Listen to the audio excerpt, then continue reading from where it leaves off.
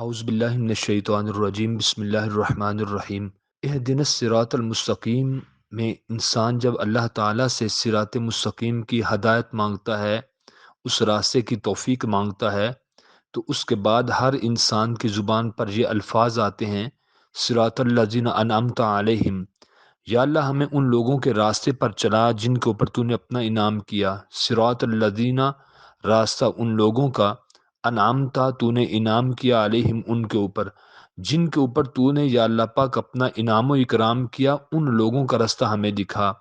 اب ہم قرآن کریم سے جب پوچھتے ہیں کہ وہ انعام یافتہ لوگ کون ہیں جن کا ہر نماز کی ہر رکعت میں ہر مسلمان سوال کرتا ہے یا اللہ ہمیں انعام یافتہ لوگوں کے راستے پر چلا، تو انعام یافتہ لوگ کون ہیں؟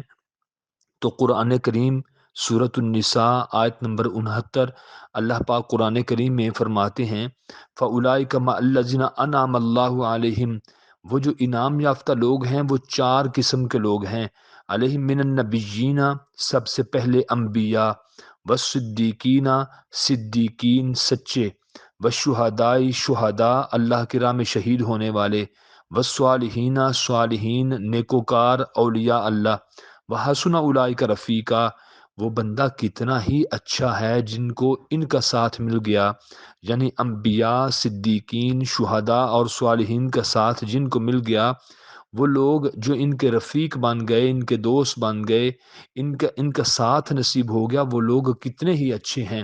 تو یہ ہمیں پتہ چلا کہ جب انسان نماز میں پڑھتا ہے صراط الذین انعمت علیہم، یا اللہ ہمیں راستہ دکھا ان لوگوں کا جن کے اوپر تو نے اپنا انعام کیا، تو انعام یافتہ لوگ چار قسم کے ہیں، انبیاء، صدیقین، شہداء اور صالحین۔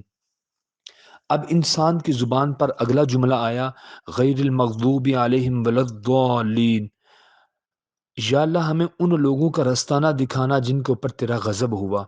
اب غضب کن کے اوپر ہوا، یہ بات سمجھیے گا اور بڑی توجہ کے ساتھ سنیے گا۔ مغضوب سے مراد ہیں حضرت موسیٰ علیہ السلام کی قوم کے لوگ یعنی یہودی۔ الضالین، اس سے مراد ہیں عیسائی یعنی حضرت عیسیٰ علیہ السلام کے پیروکار، ان کو عیسائی کہہ لیں، نصرانی کہہ لیں، نصارہ کہہ لیں، ایک ہی بات ہے۔ تو مغضوب سے مراد ایسی قوم جن کے اوپر غضب ہوا، اور ضالین سے مراد ایسی قوم جو گمراہ ہوئی۔ تو مغضوب سے مراد حضرت موسیٰ علیہ السلام کی قوم کے لوگ، اور ضالین سے مراد حضرت عیسیٰ علیہ السلام کی قوم کے لوگ۔ اب دیکھنا یہ ہے کہ ان کو مغضوب کیوں کہا گیا؟ مغضوب اس لیے کہا گیا کہ کم و بیش 1.25 انبیاء میں سے بیشتر انبیاء کو اس قوم بنی اسرائیل نے قتل کیا۔ حضرت موسیٰ علیہ السلام کی قوم بعد میں جا کے یہی لوگ تھے، بنی اسرائیل والے اہل کتاب۔ اب انہوں نے سب سے زیادہ نبیوں کو قتل کیا۔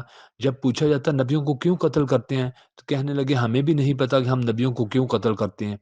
ان کی طرف اللہ تعالیٰ کی کتابیں آئیں، تورات آئی، انجیل آئی، زبور آئی، یہود و نصارہ کی طرف، عیسائیوں اور یہودیوں کی طرف۔ اب نبیوں کو قتل کر دیتے۔ قرآن کریم میں آیا اللہ پاک فرماتے ہیں یہ نبیوں کو، اللہ کی کتابوں کو ایسے پہچانتے تھے جیسے کوئی اپنی اولاد کو پہچانتا ہے۔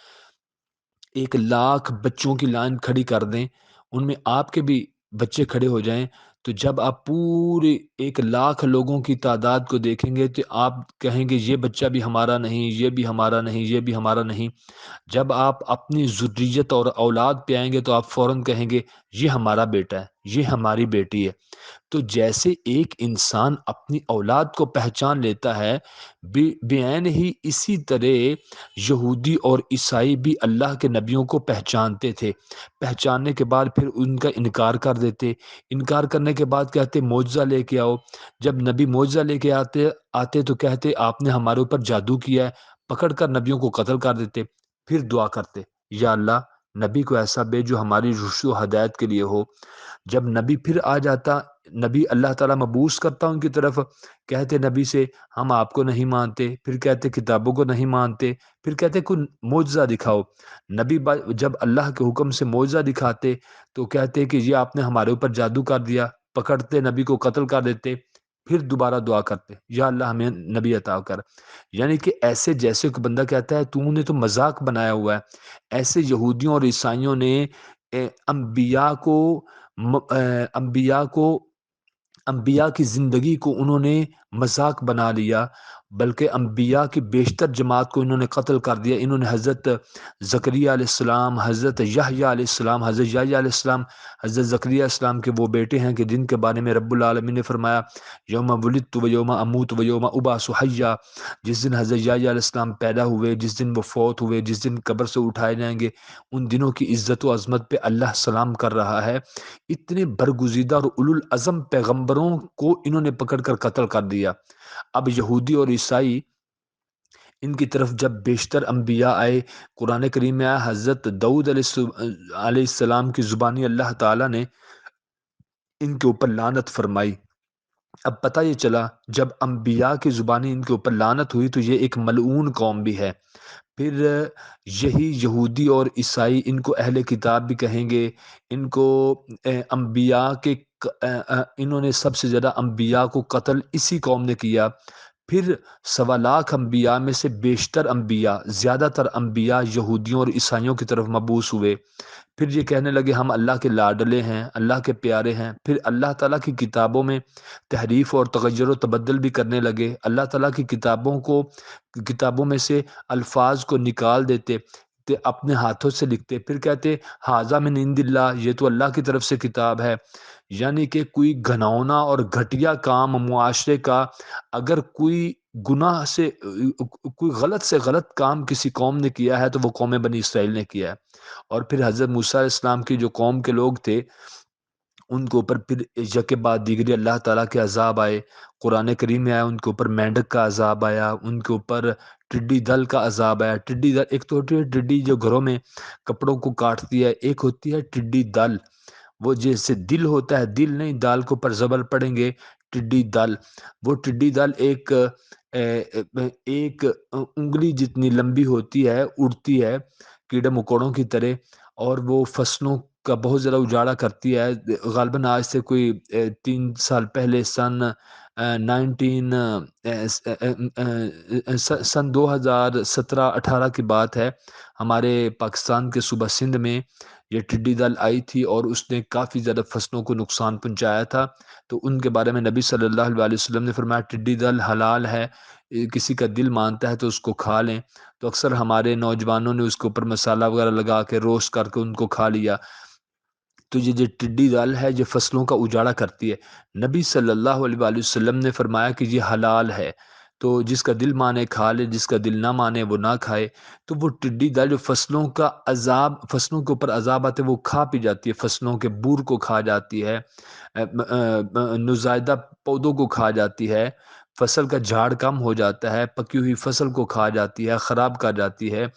وہ اس ٹڈی دل کا عذاب قوم موسیٰ پر آیا، اسی وجہ سے ان کو قوم مغضوب کہا گیا. مغضوب جن کے اوپر اللہ تعالیٰ کا غضب نازل ہوا.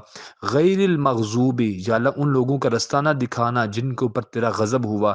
تو مغضوب سے مراد حضرت موسیٰ علیہ السلام کی قوم کے لوگ. قرآن کریم نے فرمایا ان کے اوپر خون کا عذاب آیا، ان کے اوپر میڈک کا عذاب آیا، ان کے اوپر ٹڈی دل کا عذاب آیا، ان کے اوپر پانی کا عذاب آیا، ان کے اوپر پھر یک بعد دیگرے کئی عذاب جب آئے جو قرآن کریم میں مذکور ہیں. آخر کار اللہ تعالیٰ نے فرمایا کونوا قردۃ خاسئین، تم ذلیل و رسوا ہو کر بندر بن جاؤ، خسارہ پانے والے بندر بن جاؤ. تو جو آج بندر اس وقت موجود ہیں ہمارے صوبہ پختونخوا میں، تو یہ بندر کثرت سے پائے جاتے ہیں. وہ ایز اے اینیمل ہیں، بطور جانور ہیں. جو حضرت موسیٰ علیہ السلام کی قوم کے نافرمان لوگوں کو اللہ تعالیٰ نے بندر بنا دیا تھا، وہ 3 دن کے اندر اندر مر گئے تھے. اور وہ بندر آدمی مذکر بندر بن گئے، عورتیں مؤنث بندر بن گئیں. تو جب حضرت موسیٰ علیہ السلام ان کے پاس سے گزرے تو انہوں نے کہا کیا ہماری شریعت جو تھی وہ سچی نہیں تھی؟ سر ہلا کر کہنے لگے ہاں سچی تھی۔ تو آپ اپنی جگہ پہ جھوٹے تھے نا، سر ہلا کے کہتے وہ بندر ہاں جھوٹے تھے، روتے چیختے چلاتے، آخرکار 3 دن کے اندر اندر مر گئے۔ اس لیے اس قوم کو مغضوب قوم کہا گیا، کیونکہ ان کے اوپر اللہ تعالیٰ کے بار بار غیظ و غضب نازل ہوئے۔ اور الضالین، اس سے مراد حضرت موسیٰ علیہ السلام کی قوم کے لوگ ہیں، یعنی حضرت موسیٰ علیہ السلام وللضالین، اور نہ ان لوگوں کا راستہ دکھانا جو گمراہ ہیں، یعنی اس سے مراد حضرت عیسیٰ علیہ السلام کی قوم کے لوگ ہیں۔ حضرت عیسیٰ علیہ السلام کی قوم کے لوگوں نے اللہ تعالیٰ کی اولاد گردانا، اولاد بنایا حضرت عیسیٰ علیہ السلام کو۔ انہوں نے کہا کہ نعوذ باللہ یہ اللہ تعالیٰ کی بیٹا ہے، اللہ تعالیٰ کی اولاد ہے۔ اور ایک بات آپ کو اور بھی بتائیں، پورے قرآن کریم کی الحمد کی الف سے لے کر والناس کی سین تک پورے قرآن کریم کا آپ مطالعہ کریں، اس کے بعد آپ یقیناً اسی بات کے اوپر آپ بھی آ جائیں گے، جو قرآن کریم کی بات ہے کہ پورے قرآن کریم کے اندر اللہ تعالیٰ اتنا زیادہ مشرکین کے اوپر غضبناک نہیں ہوا جتنا اللہ ان لوگوں کے اوپر غضبناک ہوا جنہوں نے اللہ تعالیٰ کی اولاد بنائی۔ تو ہم بجا طور پر یہ کہہ سکتے ہیں کہ اللہ تعالیٰ کو سب سے زیادہ غصہ اس وقت آتا ہے جب کوئی اللہ تعالیٰ کی اولاد بناتا ہے، جبکہ اللہ تعالیٰ کی تو اولاد ہے ہی نہیں۔ وَلِلَّهِ مِيرَاثُ السَّمَاوَاتِ وَالْأَرْضِ، زمین و آسمان کی ملکیت، بادشاہی صرف اور صرف اللہ تعالیٰ کے لیے ہی ہے۔ جب اللہ تعالیٰ کے لیے سب کچھ ہے تو اللہ نے اولاد بنا کے کیا کرنا ہے؟ وَلَلضَّالِّينَ، یا اللہ پاک ہمیں گمراہوں کا راستہ نہ دکھانا۔ تو پتہ یہ چلا کہ حضرت عیسیٰ علیہ السلام کی قوم کے لوگوں کو اللہ تعالیٰ نے فرمایا کہ یہ گمراہ لوگ ہیں۔ ان کو گمراہ کیوں کہا گیا؟ اس لیے کہا گیا کیونکہ انہوں نے بلا سوچے سمجھے حضرت عیسیٰ علیہ السلام کو اللہ تعالیٰ کی اولاد بنایا۔ یہودیوں نے حضرت عزیر علیہ السلام کو اللہ تعالیٰ کی اولاد بنایا۔ بعد میں عیسائیوں نے کہا ہم اس نیکی کے کام میں کیوں محروم رہ جائیں؟ انہوں نے کہا کہ چلیں ہمارے پاس بھی ایک شخصیت ہے حضرت عیسیٰ علیہ السلام، انہوں نے پکڑ کر حضرت عیسیٰ علیہ السلام کو اللہ کی اولاد بنا دیا۔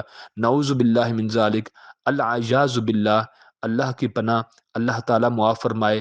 اسی لیے اللہ تعالیٰ نے قرآن کریم میں فرمایا اے مسلمانوں، جب بھی نماز پڑھو تو اللہ تعالیٰ سے صراط مستقیم مانگو، اہدنا الصراط المستقیم، یا اللہ ہمیں سیدھے راستے پر چلا، صراط الذین انعمت علیہم، یا اللہ ان لوگوں کے راستے پر چلانا جو انعام یافتہ لوگ ہیں، یعنی نبی، صدیقین، شہداء اور صالحین، نیکوکار۔ تو غیر المغضوبی، یا اللہ ان لوگوں کا راستہ نہ دکھانا جن کے اوپر تیرا غضب ہوا تھا، یعنی حضرت موسیٰ علیہ السلام کی قوم کے لوگ، یہودی، جن کے اوپر بار بار اللہ تعالیٰ کے عذاب نازل ہوئے علیہم، ان پر، وللضالین، اور نہ ان لوگوں کا راستہ جو گمراہ ہوئے، یعنی حضرت عیسیٰ علیہ السلام کی قوم کے لوگ، عیسائی۔ یا اللہ ہمیں انعام یافتہ لوگوں کا راستہ دکھانا، لیکن ان غیروں کا راستہ نہ دکھانا۔ ایک ہوتا ہے اپنے، ایک ہوتا ہے غیر۔ یہ اپنے ہیں ہمارے لوگ، یہ ہمارے نہیں ہیں، یہ غیر ہیں، ہم ان کو نہیں جانتے۔ قرآن نے ان کے لیے غیر کا لفظ بولا کہ وہ ہمارے ہیں ہی نہیں، ہمارے تو انعام یافتہ لوگ ہیں، وہ نبی، صدیقین، شہداء اور صالحین ہیں، انبیاء، صدیقین، شہداء اور صالحین ہیں جو انعام یافتہ ہیں۔ یا اللہ ہمیں ان لوگوں کے راستے پر چلانا، غیر المغضوب علیہم ولا الضالین، یا اللہ ہمیں ان غیروں کا راستہ نہ دکھانا جو یہودیوں کا راستہ ہے حضرت موسیٰ علیہ السلام کی قوم کے لوگوں کا، اور نہ ہمیں گمراہ لوگوں کا راستہ دکھانا جنہوں نے بلا سوچے سمجھے حضرت عیسیٰ علیہ السلام کو اللہ کی اولاد بنائی، یعنی عیسائیوں کا راستہ۔ آمین، یا اللہ ہماری دعا قبول فرما۔ اب انعام یافتہ اور ہدایت یافتہ جماعت کا راستہ، ان کے ساتھ محبت اور ان کی معیشت کی درخواست کی جاتی ہے صراط الذین انعمت علیہم کہہ کر، اور دوسرا گروہ مغضوب اور ضالین کا، ان دوسرے گروہوں سے اجتناب اور نفرت کا اظہار کیا جاتا ہے۔ جس کارواں کے راستے کی دعا کی جا رہی ہے وہ محض عقیدت کی بنیاد پر ہی نہیں، بلکہ ان انبیاء، صالحین، شہداء اور صدیقین، ان کے اعلیٰ کردار اور اعلیٰ مقام کی وجہ سے ہے، جو اللہ تعالیٰ کے پسندیدہ اور انعام یافتہ انبیاء کرام ہیں۔ ان پر سب سے بڑا اللہ تعالیٰ کے نام ہوا، اللہ تعالیٰ نے انہیں اپنا پیغام اور کام کرنے کے لیے دنیا میں منتخب فرمایا تاکہ وہ لوگوں کو سیدھا راستہ دکھائیں اور سیدھا راستہ بتائیں اور اس پر خود بھی چل کر دکھائیں۔ اس قافلہ قدسیہ کے معزز افراد ایک مشن کے دائی اور خاندان نبوت کے افراد اور رشتہ رسالت کے حوالے سے ایک دوسرے کے بھائی ہیں، کیونکہ رسول اللہ صلی اللہ علیہ وسلم نے فرمایا لوگوں میں سے حضرت عیسیٰ بن مریم علیہ السلام کے دنیا و آخرت میں سب سے زیادہ قریب میں محمد صلی اللہ علیہ وآلہ وسلم ہوں، اور انبیاء کی جماعت الاتی بھائی ہیں اور ان کی مائیں تو جدا جدا ہیں لیکن ان سب کا دین ایک ہے۔ اور آخر میں یہ بھی بات کہنا چاہتا ہوں کہ جہاں تک آمین کا تعلق ہے، سورۃ فاتحہ کے بعد آمین کہہ لینا چاہیے۔ اس کے بارے میں بخاری شریف کی حدیث ہے۔ پہلے یہ بھی سمجھ لیں کہ بخاری شریف کتاب کون سی ہے۔ اس کے بارے میں تمام مکاتب فکر کے علماء و زعماء ان سب کا آپس میں اتفاق ہے اس بات کے اوپر کہ اصح الکتب بعد کتاب اللہ البخاری، کہ قرآن کریم کے بعد تمام کائنات کی کتابوں میں سب سے افضل ترین جو کتاب ہے وہ بخاری شریف ہے۔ اور بخاری شریف کی یہ روایت ہے کتاب الاذان، اس میں حضرت ابو ہریرہ رضی اللہ تعالیٰ عنہ فرماتے ہیں کہ نبی صلی اللہ علیہ وآلہ وسلم نے فرمایا اذا امن الامام فامنوا فانه من وافق تأمینہ تأمین الملائکتی غفر له ما تقدم من ذنبی۔ نبی صلی اللہ علیہ وسلم نے فرمایا جب تمہارے امام آمین کہیں، مثلاً فجر کی نماز، مغرب کی نماز، عشاء کی نماز، جہری نمازوں میں جب تمہارے امام غیر المغضوب علیہم ولا الضالین کے بعد آمین کہیں تو تم بھی آمین کہو، کہ اور فرمایا کہ جس کی آمین امام کی آمین کے ساتھ مل گئی تو اس وقت تمہاری آمین کے ساتھ مل کر اللہ کے فرشتے بھی آمین کہتے ہیں۔ تو جس کی آمین، امام کی آمین، امام، مقتدی اور فرشتے، جب تینوں کی آمین اکٹھی ہو گئی، بخاری شریف کی حدیث، نبی صلی اللہ علیہ وسلم نے فرمایا غفر له ما تقدم من ذنبی، اللہ تعالیٰ اس کی زندگی کے تمام گناہ معاف فرما دیں گے۔ تو آمین کا لفظی معنی ہے یا اللہ میری دعا قبول فرما۔ یہی وجہ ہے کہ جب سورۃ فاتحہ پڑھتے ہیں اس کے بعد آمین کہتے ہیں، یا وقتاً فوقتاً جب ہم ہاتھ اٹھا کے اللہ کی بارگاہ اقدس میں جب ہم دعائیں کر رہے ہوتے ہیں، اس کے بعد جب ہم آمین کہتے ہیں، آمین کہتے ہیں بار بار، تو آمین کا یہی ترجمہ ہے کہ یا اللہ پاک میری دعائیں قبول فرما۔ اب تفسیر القرآن بالقرآن کے مطابق غیر المغضوب علیہم ولا الضالین، اور اس کی تشریح و توضیح میں ہم دو تین باتیں عرض کریں گے۔ انعام یافتہ اور مغضوب لوگ، ان کے بارے میں تفسیر بالقرآن کیا ہے؟ تو سب سے پہلے سورۃ النساء آیت نمبر 69، انبیاء، صدیقین، شہداء اور صالحین یہ انعام یافتہ لوگ ہیں۔ نمبر 2 سورۃ مریم آیت نمبر 58، اللہ پاک فرماتے ہیں حضرت آدم علیہ السلام، حضرت نوح علیہ السلام، حضرت ابراہیم علیہ السلام، حضرت یعقوب علیہ السلام یہ ہمارے انعام یافتہ حضرات تھے۔ تیسرا مقام سورۃ الاعراف آیت نمبر 152، اللہ پاک فرماتے ہیں مشرکوں پر اللہ تعالیٰ کا غضب ہوتا ہے، جیسے مغضوب، غیر المغضوب، تو مغضوب سے مراد حضرت موسیٰ السلام کی قوم کے بھی لوگ ہیں، لیکن سورۃ الاعراف آیت نمبر 152 کے مطابق جو مشرک ہیں، جو اللہ کے علاوہ غیر کی پوجا کرتے ہیں، ان کے اوپر بھی اللہ تعالیٰ کا غضب ہوتا ہے۔ نمبر 4 سورۃ البقرہ آیت نمبر 61، اس میں اللہ تعالیٰ فرماتے ہیں بنی اسرائیل مغضوب لوگ ہیں۔ پانچواں اور آخری مقام سورۃ ممتحنہ پارہ نمبر 28 کی، سورۃ ممتحنہ کی آیت نمبر 13 میں فرمایا گمراہ اور مغضوب کو دلی دوست نہیں بنانا چاہیے، یعنی کہ پتہ یہ چلا کہ یہودیوں اور عیسائیوں کو اپنا دوست نہیں بنانا چاہیے۔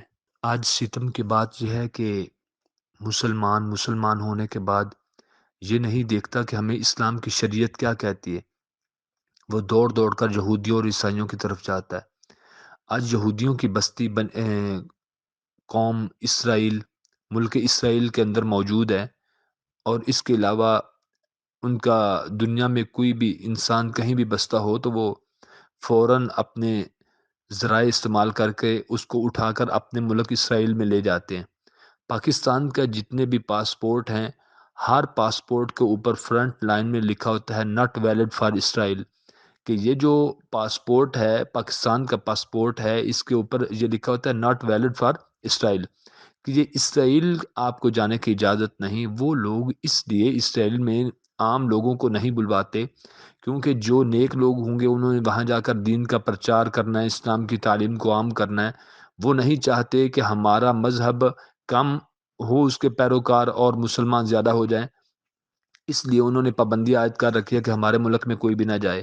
تو جتنے بھی یہودی ہیں وہ تو سمٹ کر اس وقت اسرائیل میں بیٹھے ہوئے ہیں۔ بقیہ جہاں تک عیسائیوں کا تعلق ہے، پوری دنیا کے اندر اس وقت اوورال لوگوں کی جو تعداد ہے وہ 8 ارب ہے۔ 8 ارب میں سے اس وقت 1.5 ارب صرف مسلمان ہیں، 4 ارب اس وقت دنیا میں عیسائی ہیں، 4 ارب۔ اور وہ اس وقت جو عیسائی ہیں وہ کہتے تو اپنے آپ کو عیسائی ہیں، یہودی کہتے تو اپنے آپ کو یہودی ہیں، لیکن وہ نبی صلی اللہ علیہ وآلہ وسلم کی امت کے کافر گردانے جائیں گے۔ اگرچہ وہ اپنے آپ کو عیسائی کہتے ہیں، کہتے رہیں، لیکن ہیں وہ نبی صلی اللہ علیہ وسلم کی امت کے کافر لوگ۔ اب عیسائیت کہاں بیٹھی ہوئی ہے؟ پورے یورپ کے اندر عیسائی بیٹھے ہوئے ہیں۔ تو اب عیسائیوں کی تعداد ہوئی 4 ارب کم و بیش۔ تو 4 ارب بندہ اس وقت دنیا میں عیسائی ہے۔ نبی صلی اللہ علیہ وسلم کے اب حدیث مبارکہ کی طرف آئیے۔ نبی صلی اللہ علیہ وسلم نے فرمایا کہ قیامت کے نزدیک میری امت کے لوگ یہود و نصارہ کی اتنی مشابہت اختیار کریں گے، اتنی مشابہت اختیار کریں گے، یعنی ان کی اتنی مماثلت اختیار کریں گے، ان کی مثل اور ان کی مانند بننے کی اتنی کوشش کریں گے۔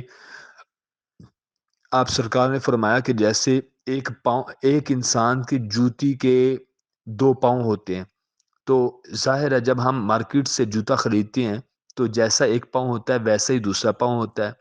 یہ تو نہیں کہ ایک پاؤں علیحدہ ہوا، دوسرا کسی اور رنگت کا یا کسی اور طرح کا ہوا۔ بند جوتا خریدیں، کھلا جوتا خریدیں، تو جب ہم پاؤں ڈالتے ہیں تو پاؤں بھی برابر برابر آتے ہیں، دونوں پاؤں کے ایک جیسے ڈیزائن ہوتے ہیں۔ تو نبی صلی اللہ علیہ وسلم نے فرمایا جیسے ایک انسان کے جوتے کے 2 پاؤں کے اندر مشابہت ہوتی ہے، جوتے کے 2 پاؤں کے اندر مشابہت ہوتی ہے، ایسے ہی میری امت قیامت کے نزدیک جا کر یہود و نصارہ کے ساتھ مشابہت اختیار کرے گی۔ پھر آپ نے فرمایا اگر وہ ایک بل کے اندر داخل ہوں گے نا، تو میری امت کے لوگ بھی بلا سوچے سمجھے ایک بل کے اندر داخل ہوں گے۔ آج یہی وجہ ہے، آج یورپ کو دیکھ کر، یورپ میں عورتوں کے لباس بہودہ، آج ہمارے مسلمانوں کے لباس بہودہ، وہاں پہ خواتینوں حضرات کا کھلم کھلا اختلاط، آج اسلامی ممالک میں کھلم کھلا اختلاط، یعنی کہ باہم مخلوط نظام تعلیم، ادھر بھی نظام تعلیم مخلوط، کو ایجوکیشن، آج ادھر اسلامک ممالک میں بھی کو ایجوکیشن۔ انہوں نے سر کے اوپر ڈیزائن بنانے شروع کر دیا بالوں کے اندر، آج مسلمانوں نے ڈیزائن بنانے شروع کر دیے۔ انہوں نے فرینچ داڑیاں بنا لی، مسلمانوں نے بھی فرینچ داڑیاں بنا لی۔ یہود و نصارہ نے کھلے عام شرک کا بازار، اور اس کے علاوہ انہوں نے لوگوں کو ستانے کا کام شروع کیا۔ آج مسلمان بھی یہ کام کر رہے ہیں۔ یہود و نصارہ آج اسرائیل میں بیٹھ کر پوری دنیا کے اوپر سب سے بڑا جوا کھیل رہا ہے۔ آج مسلمان بھی یہ کام کر رہے ہیں۔ عیسائی پوری دنیا میں لوگوں کو تباہ و برباد کرنے پہ تلے ہوئے ہیں، اور پوری دنیا میں ان کے فساد کی وجہ سے جنگیں ہو رہی ہیں۔ آج کئی مسلمان بھی اس کام میں ملوث ہیں، یعنی کہ انہوں نے عورتوں نے ٹخنوں سے نیچے شلوار رکھنی سی اوپر کر لی، یہود و نصارہ نے، مسلمانوں کی عورتوں نے بھی یہ کام کر دیا، انہوں نے دوپٹہ سر سے اتارا، آج دختر انسانیت کا دوپٹہ بھی سر سے اتر گیا۔ آج یہود و نصارہ جو ہیں وہ اگر ان کے مرد حضرات ٹخنوں سے نیچے شلوار رکھتے ہیں، آج مسلمانوں نے بھی ٹخنوں سے نیچے شلوار رکھ لی۔ ہم اپنی بدوباش طرز معاشرت، اپنا لباس، خوراک، ہم نے ایون کے سونے بیٹھنے کے جو معاملات ہیں وہ سبھی کے سبھی یہود و نصارہ جیسے بنا لیے۔ تو جب یہود و نصارہ کی مشابہت اختیار کریں گے تو نبی صلی اللہ علیہ وسلم نے فرمایا انسان کی جس کے ساتھ محبت ہوگی، جن کی مشابہت اختیار کرے گا، قیامت والے دن وہ اس کے ساتھ اٹھایا جائے گا قبروں سے۔ تو آج دیکھیں، آج ہم کس طرف چل رہے ہیں؟ ہم جس پگڈنڈی اور راستے پہ چل رہے ہیں، کیا یہ ہمارا راستہ ہے یا غیروں کا راستہ ہے؟ ہمیں ضرور سوچنا چاہیے۔ اس 5 فٹ کی اس کائنات کے اوپر ہر انسان کو اپنے دل و دماغ کو جج بنا کر یہ فیصلہ لینا چاہیے سونے سے پہلے کہ کیا ہم جس راستے پر چل رہے ہیں یہ ہمارا راستہ ہے یا غیروں کا راستہ ہے؟ اسلام ہمیں کیا تعلیم دیتا ہے اور ہم کس راستے پر چل رہے ہیں؟ اس بات کو ضرور سوچئے گا۔ یہود و نصارہ یہ اچھے لوگ نہیں ہیں۔ وَلَن تَرْضَىٰ عَنْكَ الْيَهُودُ وَلَا النَّصَارَىٰ حَتَّىٰ تَتَّبِعَ مِلَّتَهُمْ قُلْ إِنَّ هُدَى اللَّهِ هُوَ الْهُدَىٰ وَلَئِنِ اتَّبَعْتَ أَهْوَاءَهُمْ بَعْدَ الَّذِي جَاءَكَ مِنَ الْعِلْمِ مَا لَكَ مِنَ اللَّهِ مِن وَلِيٍّ وَلَا نَصِيرٍ۔ اللہ تعالیٰ قرآن کریم کے پہلے پارے میں فرماتے ہیں، 14واں رکوع ہے غالباً، اللہ پاک فرماتے ہیں کہ یہودی اور عیسائی کبھی بھی آپ کے اوپر راضی نہیں ہو سکتے جب تک آپ اپنے سچے دین اسلام کو چھوڑ کر ان کے مذہب میں داخل نہ ہو جائیں گے۔ اس لیے آج ہم ان کے گھروں کو ایک اینٹ سونے کی، ایک اینٹ چاندی کی لگا کر بھی ان کے گھروں کو بنا دیں، دنیا و مافیہا کی ہر طرح کی آرائش، ذبائش، آسودگی ان کو دے دیں، یہودی اور عیسائی کبھی بھی مسلمانوں کے اوپر راضی نہیں ہو سکتے۔ وَلَن تَرْضَىٰ عَنْكَ الْيَهُودُ وَلَا النَّصَارَىٰ، یہودی اور عیسائی کبھی بھی آپ مسلمانوں کے اوپر راضی نہیں ہو سکتے جب تک آپ اپنے سچے دین اسلام کو چھوڑ کر ان کے مذہب میں داخل نہیں ہو جائیں گے۔ اس لیے یہ ایک محتاط معاملہ ہے، جیسے ہوتا ہے نا کہ یہ ایک باکس ہے، اس کے اندر کانچ ہے، احتیاط سے رکھیں، یہ نازک مال ہے۔ اس طرح یہ ہمارا بڑا حساس معاملہ ہے مسلمانوں کا کہ کبھی بھی زندگی میں ہمیں یہود و نصارہ کو دوست نہیں بنانا چاہیے، ان کی باتوں پر عمل نہیں کرنا چاہیے، ان کے کردار سے متاثر ہو کر ہمیں یہ کام نہیں کرنا چاہیے۔ بہت دور نہ جائیں، آپ ایک پینٹ شرٹ کو لے لیں، یہ ان کا لباس ہے، ہم کس میں ملبوس ہیں؟ قمیض اور شلوار میں۔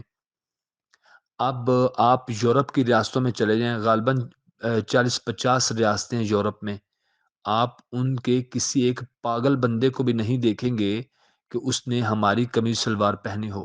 آج ہمارا کیا ہے؟ ایک عام انسان سے لے کے بڑے بڑے گریڈ کے افسر تک سبھی کے سبھی کس میں ملوث ہیں؟ پینٹ میں۔ پینٹ کن کا لباس ہے؟ وہ ان کا لباس ہے۔ لیکن ہم نے ان کی یعنی کہ بات کرنے کا مقصد یہ ہے، وہی بات جو میں پہلے عرض کر چکا کہ ہم اندھی تقلید کر رہے ہیں، ٹرک کی بتی کے پیچھے لگے ہوئے ہیں، یہ ہمیں جدھر لے جائے بس ہمارا وہی راستہ، لکیر کے فقیر ہو چکے۔ ہمیں پتہ ہی نہیں، ہم نے کبھی علماء سے پوچھا ہی نہیں کہ ہمارا راستہ کیا ہے، اسلام ہمیں کیا تعلیم دیتا ہے، کیا ہم نے یہود و نصارہ کی پیروی کرنی ہے یا نہیں؟ اوپر سے لے کے نیچے تک کتنے لوگ ہیں ہمارے معاشرے میں جو یہود و نصارہ کی باتوں پر عمل کر رہے ہیں، ان کے کردار سے متاثر ہیں، ان کی باتوں سے متاثر ہیں اور ان کے راستے پہ چل رہے ہیں، جبکہ اللہ تعالیٰ قرآن کریم میں فرماتا ہے صراط الذین انعمت علیہم، اے میرے بندے مانگ مجھ سے، لیکن مجھ سے انعام یافتہ لوگ، وہ جو انبیاء، صدیقین، شہداء اور صالحین بندے ہیں، ان کا ساتھ اور ان کا قرب مجھ سے مانگ لے، لیکن ان غیروں کا راستہ نہ پوچھنا، اپنے سوا دوسرے لوگوں کا راستہ نہ مجھ سے مانگنا۔ وہ کون لوگ ہیں؟ مغضوب حضرت موسیٰ علیہ السلام کے قوم کے لوگ، یعنی کہ یہودی، جن کے اوپر بار بار غضب نازل ہوا، ولضالین، اور نہ عیسائیوں کا جو گمراہ ہیں، جنہوں نے حضرت عیسیٰ علیہ السلام کو اللہ کی اولاد گردانا تھا، جن کو قرآن گمراہ کہہ رہا ہے، جن کو قرآن مغضوب قوم کہہ رہا ہے، کہ جن کے اوپر بار بار اللہ تعالیٰ کا غضب نازل ہوا، اللہ کی پھٹکار اور لعنت نازل ہوئی، اور جو گمراہ ہیں۔ آج مسلمان دوڑ دوڑ کر کچھ مسلمان ان کی طرف جا رہے ہیں، ان کے کردار سے متاثر ہیں۔ کیوں کردار سے متاثر ہیں؟ یہ تو ان کی محدود ذہنیت ہے نا، اس وجہ سے، ورنہ اللہ تعالیٰ نے تو قرآن کریم میں واضح احکام موجود ہیں اللہ تعالیٰ کے۔ اب ہم سب مسلمانوں کو چاہیے کہ حد الوسع کوشش کریں کہ جتنا ہو سکے اللہ تعالیٰ سے توفیق بھی مانگیں، اور یہود و نصارہ کو کبھی دوست نہ بنائیں، اور ان کے راستے سے جو بچنے کے لیے ہر نماز کی ہر رکعت میں ہر مسلمان یہ کہہ رہا ہے کہ غیر المغضوب علیہم ولا الضالین، اللہ ہمیں ان مغضوب لوگوں کا رستہ نہ دکھانا، گمراہ لوگوں کا رستہ نہ دکھانا، ہمیں تو انعام یافتہ لوگوں کا رستہ دکھانا۔ آخر میں دعا ہے اللہ تعالیٰ میرے سمیت سب مسلمانوں کو دین اسلام کی انہی سچائیوں پر عمل پیرا ہونے کی توفیق عطا فرمائے، آمین۔ السلام علیکم ورحمۃ اللہ وبرکاتہ۔